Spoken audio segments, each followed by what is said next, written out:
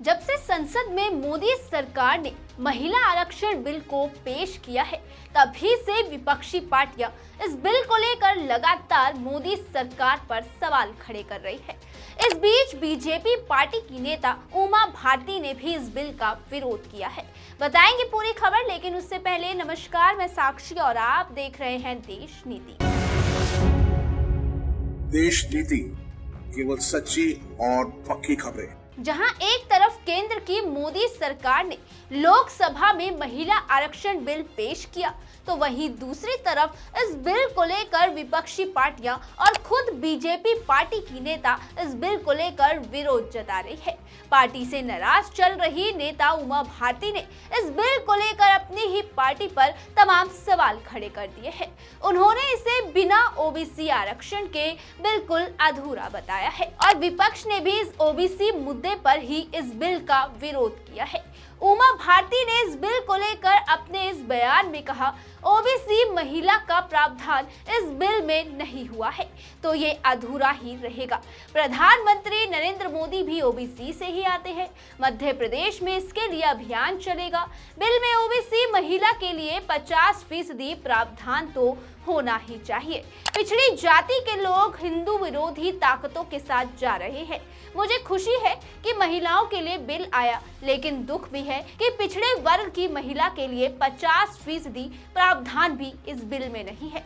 उमा भारती ने प्रधानमंत्री नरेंद्र मोदी से अपील करते हुए साफ कहा है कि महिला आरक्षण कानून में ओबीसी महिलाओं को 50% प्रावधान तो दिया ही जाए। वह देश में ऐसा माहौल बनाएंगे कि उनकी बात प्रधानमंत्री तक जाए। वो इसको लेकर देश में सकारात्मकता के साथ भी अपनी बात रखेंगी।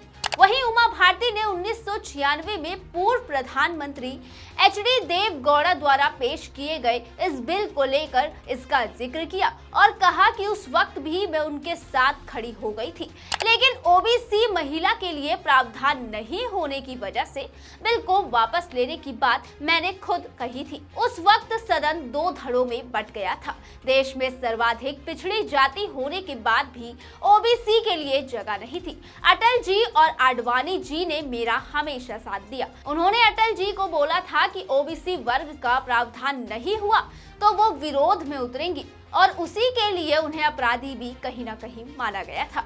और अब बिल्कुल वही चीज यहाँ पर फिर से होती हुई नजर आ रही है।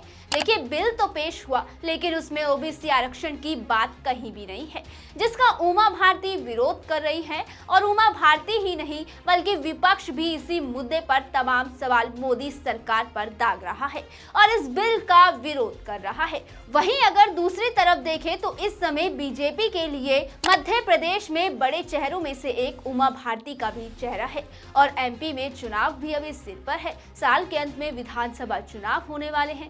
ऐसे में उमा भारती का सरकार के इस बिल का विरोध करना सरकार को काफी हद तक भारी भी पड़ सकता है। वैसे आप इस पूरे मुद्दे पर क्या सोचते हैं, कमेंट कर हमें जरूर बताइएगा और ऐसे ही खबरों के लिए जुड़े रहिए हमारे चैनल देश नीति से। तब तक के लिए धन्यवाद। मिलते हैं आपसे अगली वीडियो के साथ। आपका एक सब्सक्राइब हमारे लिए महत्वपूर्ण है। देश नीति को अभी सब्सक्राइब करें और बेल आइकन को दबाना ना भूलें।